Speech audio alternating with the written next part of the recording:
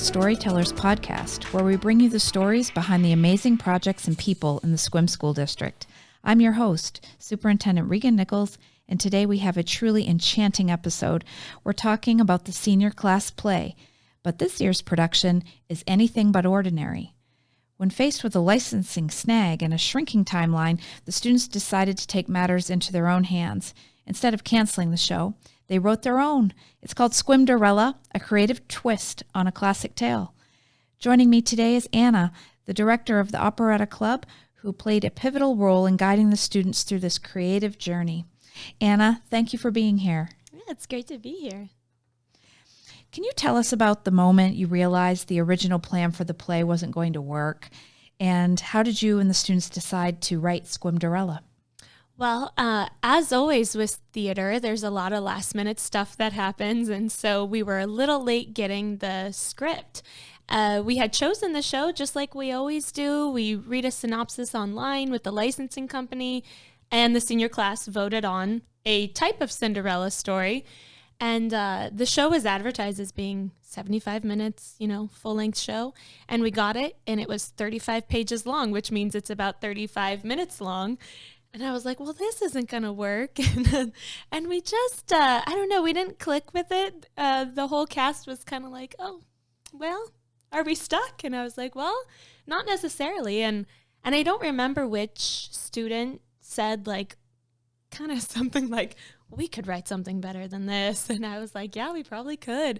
So after our first reading of the script, about 5 students stayed after with me and my husband, and we just talked about it. And we were like, well, if we divide it up, we could probably get something together pretty quickly.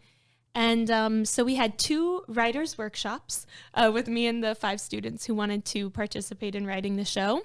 We made an outline, and we decided to keep the Cinderella theme because it's public domain, so it's free to do. And we just went from there. And then we decided to tie it in what if it was set at Sequim High School instead of just a random high school? And then I jokingly said, oh, Sequimderella. And they all laughed, and we're like, well, there's the title. There you go. And yeah, it was a totally kismet, and it was really sweet that they all wanted to jump in. It sounds really organic, like it came together with such great initiative and just spontaneity. So That's really great. So what was it like working with the students as they created their own script, and how did you support them through the process? Well, we kind of went off of, as we were doing the workshop, of making our outline first and how many scenes we were going to have. I sort of dictated, let's try to do this many pages per scene. And then as we were working through that, if one of the writers just felt like they were gravitating towards one of those scenes, I said, okay, great, that's your scene. Then I kind of fell into the role of editor. So they would send me their scenes, and then I would edit them, make it all into the same format, and then sometimes add dialogue and a little bit of character building and just try to make it a little cohesive, making it sound like it was all coming from one voice. We have one student who has a very particular way of speaking, and it's hilarious. And it showed itself in the script, and we're like, well, no one talks like that except for you. So we're going to have to edit this a little bit. But it was really fun. And I kind of had to be on them about deadlines. And then they had to learn to just come to me and say, hey, I'm working on it. I can get it in tomorrow. Turns out we were right in the middle of finals week when some stuff was due, and I had no idea. And I was like, okay, yeah, do finals, then get me your stuff. School first, don't worry. And so I just kind of became editor, and then there was a couple times where students just weren't able to get to it, so I just wrote their scenes. They did so well though. They were so mature about it, and I was really impressed with what they came up with. Well, it sounds like they learned a lot of life skills in that about prioritizing and how to make sure. Management. Yes. So can you share a little bit about the storyline of Sequimderella and how it puts a new spin on the classic Cinderella tale? Yes, right, because there haven't been enough. But I think ours is really unique, and especially if you're friends from Sequim, you're going to love it. But it's a little gender swapped. So instead of the girl being the servant with the stepmother, it's a boy, and it's set in high school.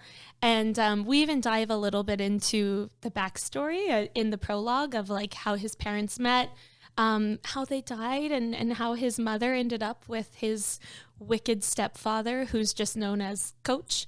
And then instead of a prince or a princess, she's a Hollywood star. She was a child star.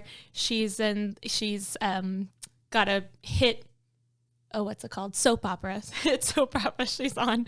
And she ends up needing to do a little bit of character work because she's playing a high schooler, but she's never been to high school. She's never been normal, never lived a normal life. So she gets sent to Sequim to go to Sequim High School for the week, attend the homecoming dance, and kind of has this sleazy director that's trying to get her to just use the people around her to build up her character, do a little bit of method acting. And she ends up meeting Oscar, our Cinderella type character, and they fall in love and attend the homecoming dance. But then, of course, there's conflict with his stepfather and her director. Instead of a fairy godmother, it's her agent who sort of steps in to help, and because he's the one that's from Sequim, so he's the one that recommends, oh, she should go back to my hometown. And he's got a really fun backstory of how he left the town, and it's really sweet. But you will also find a lot of loving Sequim stereotypes. We talk about the slow speed limits. We talk about the weather. You know, there's a line that's like, "Oh yeah, welcome to sunny Sequim. Today it's cloudy." Anyways, you know, that sort of thing. What has been the most rewarding part of the experience for you as the director? And how have the students grown or surprised you throughout their creative process? Oh, well, as you know, I get to do 3 shows a year with the kids. We do the fall play, senior class play in the winter, and then the operetta musical in the spring.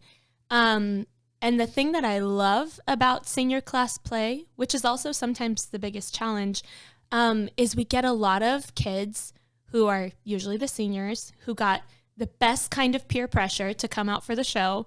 But they've never done theater, but there's just this spirit of, oh, it's senior class play. Come on, it's so fun. It's your last chance. And everyone who auditions gets in, so it kind of takes off that audition pressure. And what I end up finding is like everyone who comes out is so capable.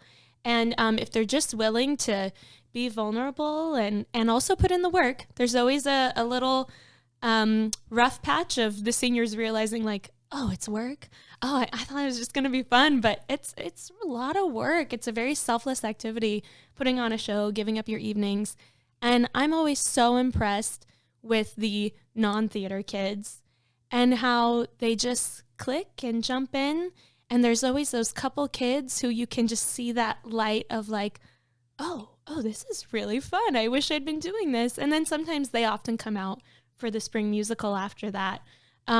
So yeah, that's just my favorite part. And then for the creative process, this is obviously unique with the students writing it.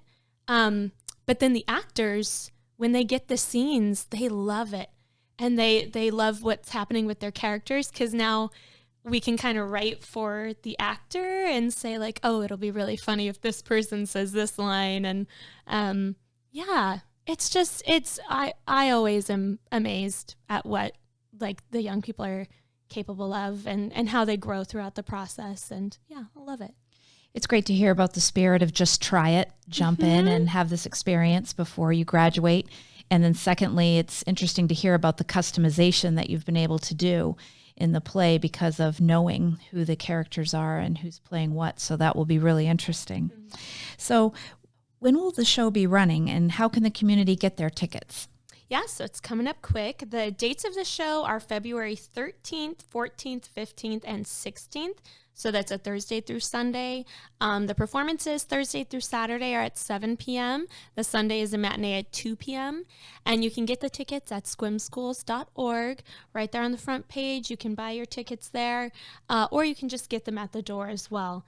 And all the proceeds go to the senior class. And so this is how the senior class pays for things like prom, sober grad. So it's actually one of their biggest fundraisers of the year. So not only will you get a good show, but you'll be supporting a good cause. Absolutely. Such a worthy cause. So this is very exciting. I'm so excited for all of us to experience the performances. And thank you, Anna, for sharing your insights and giving us a glimpse behind the curtain of Sequimderella. And to our listeners, we hope you don't miss your chance to see this unique production. Our students authoring it is a special touch for sure. Thank you for listening to Storytellers Podcast. We'll see you next time.